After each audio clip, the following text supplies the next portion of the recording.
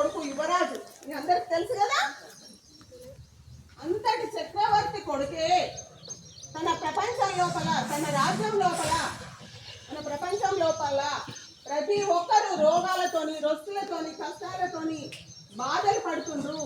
వీళ్ళకి కష్టాలు బాధలు లేకుండా చెయ్యాలంటే ఏం చెయ్యాలని బయలుదేరి 5 సంవత్సరాల నర గురువుల దగ్గర, అందరి దగ్గర నేర్చుకొని ఆ ధ్యానము మన కృష్ణ పరమాత్మ చెప్పిండు భగవద్గీతలో.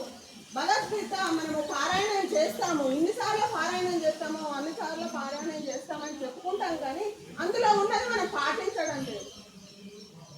అందులో 18 అధ్యాయాలలో 700 శ్లోకాలలో కృష్ణ పరమాత్మ చెప్పింది ధ్యానం గురించి. కానీ దాన్ని మనం ఎప్పుడైనా పాటించామా? పాటించలేదు.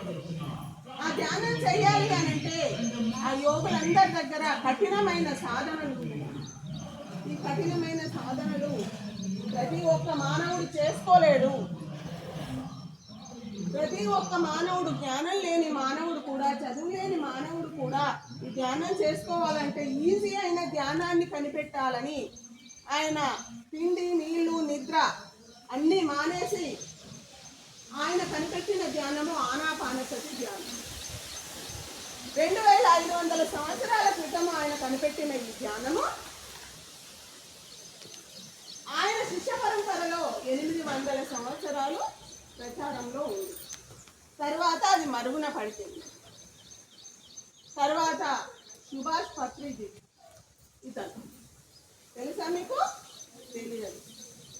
తెలుసుకోవాలి ఇలాంటి వాళ్ళ గురించి మనం.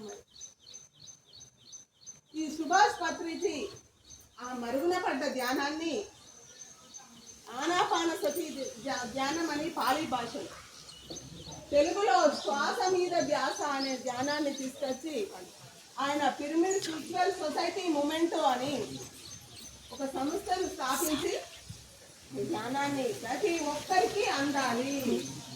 ఈ చిన్న పిల్లల